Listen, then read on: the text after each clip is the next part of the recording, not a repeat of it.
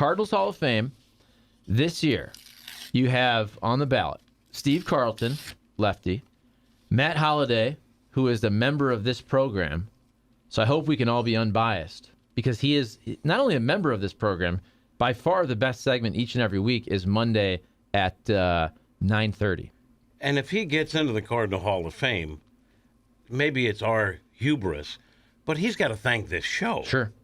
He's not going to get there without being part of the show. I think that's fair to say. And also right now, we have a lot of power on this show to influence our listeners into who to vote for, Brooke. So you have Steve Carlton, Matt Holliday, Edgar Renteria, George Hendrick, Matt Morris. Now, and I'm just on the Cardinals website, so I can read you the baseball card stats if you like as we get into this, but I like more so just when I throw those names at you, and text line weigh in, 855-282-8255. Steve Carlton, Matt Holliday, Edgar Renteria, George Hendrick, Matt Morris.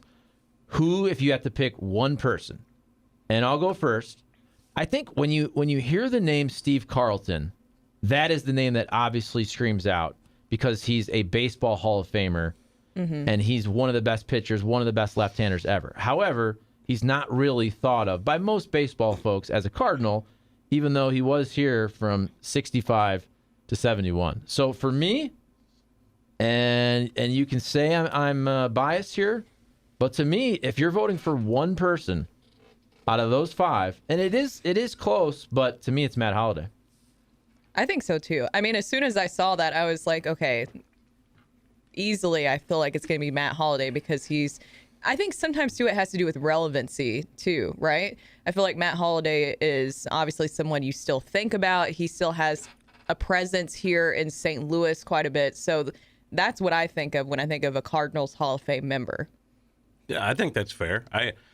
I was just happy, like, oh, I can think about something baseball that's not labored like that. Yeah, that's why I thought it's a great topic because I think in St. Louis, especially, people are starved for like baseball talk Just that isn't going to anything. be about, two guys in a room not getting along and the season being pushed back. Well, wait a second, because that's the 8 o'clock hour. I know, we'll get to that. But this is something that's free of any of that. So I was like, so the first thing that I thought is Steve Carlton is by far the best resume of that list. But I think he won 20 games once. So I did look up numbers because I was like, oh, boy, this is something that I could look up and I don't have to worry about the labor dispute.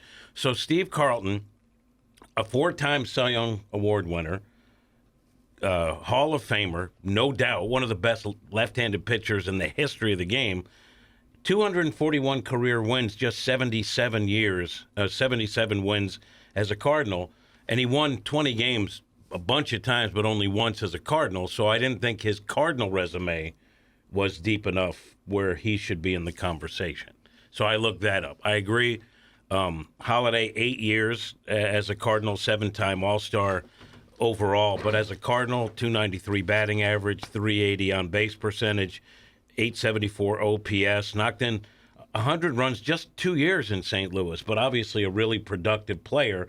And if you look at the other guys like Hendrick, who's on the list, and Edgar Renteria, who has a great resume too, Holliday was here longer, and his overall numbers were better than the other guys. So you would probably lean toward Matt Holliday. And then Matt Morris, who I think people think, he that was like good pitching coming back to St. Louis. He won 100 games as a Cardinal. 8 years as a Cardinal, 101 and 62 record, 3.61 ERA. Won 20 games just once as a Cardinal, 22 and 8, 3.06 ERA in 2001. Pretty impressive. Good, but I'm not so sure Cardinal Hall of Famer based on those numbers. Yeah. And that's where George Hendrick. So I think all these guys, by the way, are going to get in. Hendrick had, with the Cardinals, because he played for a bunch of teams. And that's where I think some of these guys, like Carlton, is thought of more obviously as a Philly. If you're Matt Holliday, it's basically 50-50 as a Rocky and a Cardinal. George Hendrick played for 6 different teams. He had 4 really good seasons with the Cardinals. George Hendrick twice knocked in 100 as a Cardinal. Yeah. 7 years in St. Louis as a Cardinal. And he finished top 14 at least in the MVP 4 different times with the Cardinals. And that's where and maybe it is, as Brooks said, a little bit of recency bias, but Matt Holliday played here from 2009. He got here in the trade. Then he signed the 7-year contract, put up really good numbers. And I also think, even though Matt Holliday is a really good player, he's not going to be a baseball Hall of Famer in Cooperstown. But also, I think because Albert was here for the first 3 years while he was here, and you had guys like Berkman who had a really big year and Beltran, but he was really steady for 8 seasons. And it's also, the time he's here, really good Cardinals teams that went to the playoffs all the time. When you start with that 2009 team, I know they didn't have a deep run, but you skip 10, and Matt Holliday is here for 11, 12, 13, 14, 15. And that 5-year span was about as good as it gets for Cardinal baseball in the postseason. So if you look at offensive numbers, the comparables of the position players on the list, Hendrick and Holliday, I would think. Renteria was a different, thing. He was a shortstop. I think a couple of Gold Gloves. I'm not sure if he was also a World Series MVP, but not with the Cardinals. But Holliday, career 874 OPS. Hendrick, 815 OPS, plus Holliday was here an extra year, although Hendrick had a tick better batting average as a Cardinal, 294. Holliday's was 293. Think about power hitters hitting at that average. Pretty impressive. Both those guys were good on base percentage also. But I would say if you're just looking at pure numbers, Holliday has the edge. Don't you think Holliday? I think he'll win this. And I think part of it easily, is, especially with the fan and the fan vote as well. Right. This show, of course, first and foremost, this show. Then his actual career and what he did. But I think folks remember him. I mean, he played here just about within the last 5 years or so. Mm-hmm. Also, the way it ended with the Cardinals, it's really a movie. It's really a movie when he hit the home run at the end. You can't script something like that. And I do think it matters. And I'm not saying that he's doing this for this reason, but he just got put into the Missouri Hall of Fame, and he went up there to Springfield with his family. Told us he took the drive up there a couple weeks back. He is on another radio show also in town every week. He's on this show in town. I don't know what that radio show is. That show might be a little better. Who knows?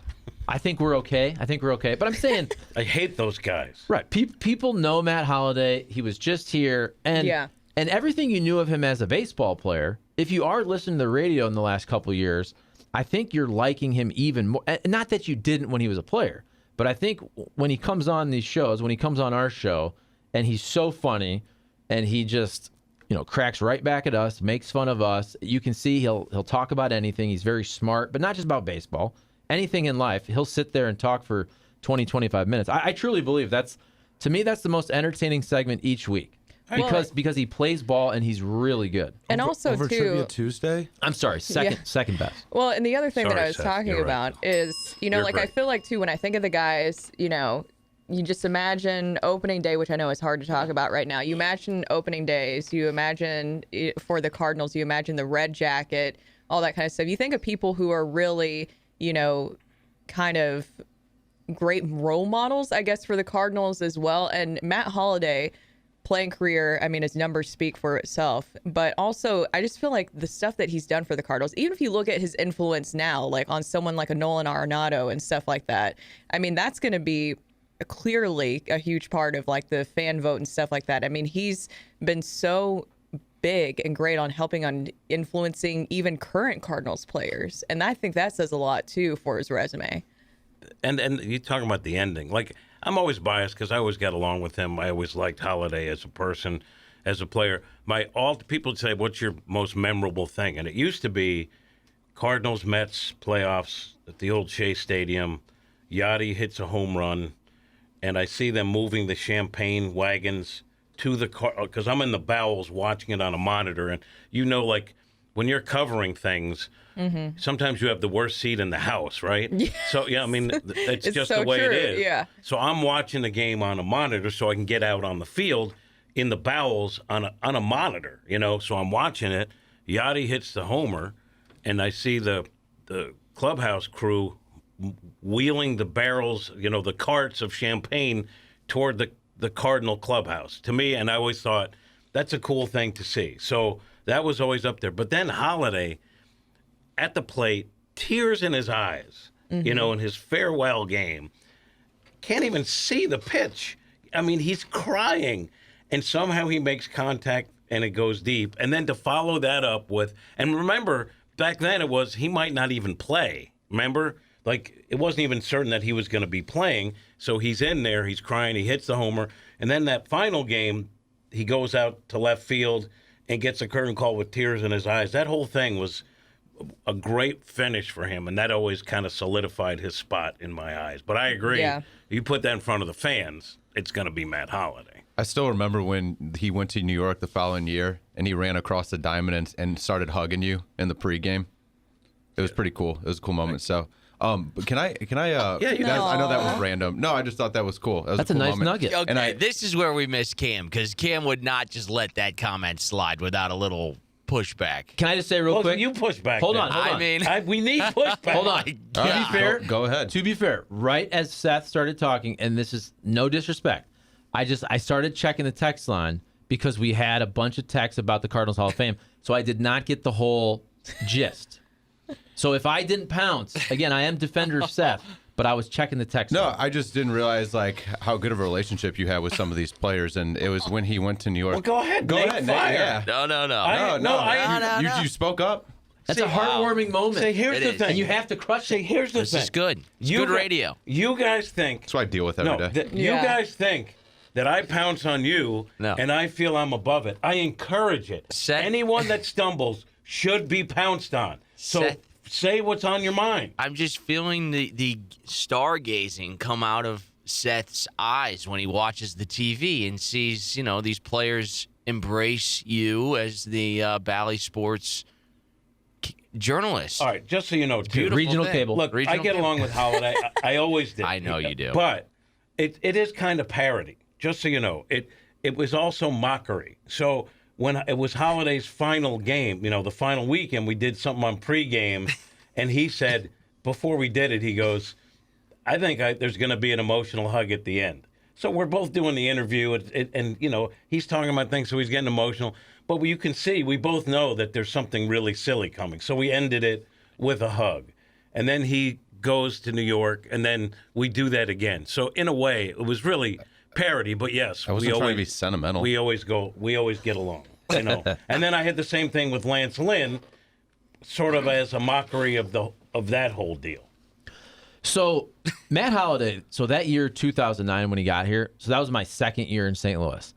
And even though that team did not go as far as they wanted, and wasn't that the Manny Ramirez Manny Wood year? They beat him, right? That Dodgers team in the postseason. Terrible with the. I'm pretty sure that was the Manny Ramirez year. But so that year, I just remember when you'd go to the ballpark, how fun it was, because it was almost like, how every year, and I'm thinking it was so much fun because of what's happened after that, where you don't see as many deadline deals. Like every trade deadline, we talk, because it's fun on the radio. Who could they get? Oh, could it be Zach Wheeler? Who could they get? Is it a pitcher? Is it a reliever? Is it a shortstop? Whatever, blah, blah, blah, blah, blah. We're always talking about the superstars. And usually it doesn't happen. It just doesn't happen. That year, you're talking about Matt Holliday, Mark DeRosa, and everything happened. Hey, they should get Mark DeRosa. Oh, here comes Mark DeRosa. And I know he got hurt, so we didn't see the best of Mark DeRosa. Mark DeRosa was really, really good, especially those couple years with the Cubs.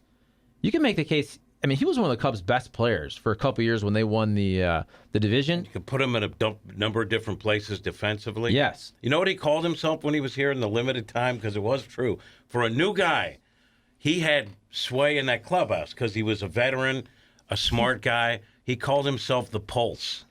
He called himself the Pulse, meaning he was the guy in the clubhouse, and only Mark DeRosa could get away with it. And he was you're right. Like, everyone was like, we should get that guy. And then they got him, and he was really good. Then he hurt his wrist. And he was never the same. Yeah, never the same after that. Dude, that guy, genuinely funny, right? I mean, I don't know if you guys ever watch him on Great. MLB Network. It's great. But he is a star. He could be the Tony Romo of Major League Baseball. But, I mean, Smoltzy does a great job with Buck, but holy cow, DeRosa is fantastic. Smoltzy. No, I agree. Well, he also came that year. That's my point. Is you had DeRosa, and that's a pretty big move.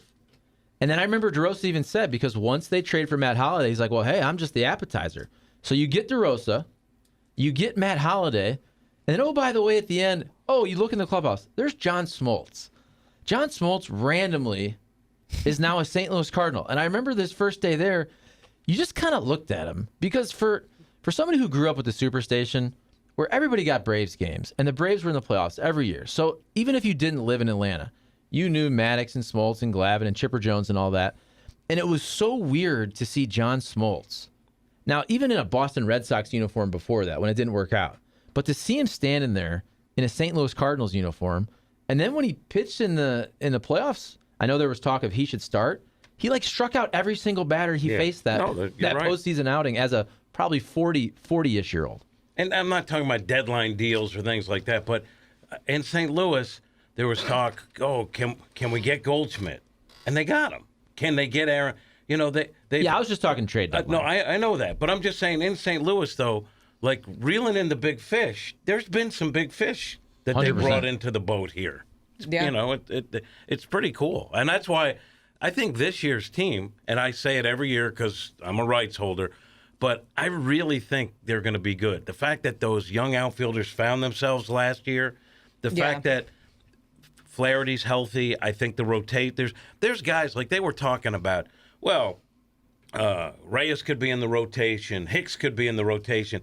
They have depth. They have guys, and I really think they were going to be good. I was excited, and now we're waiting. Now we don't know what's going to happen. We're waiting.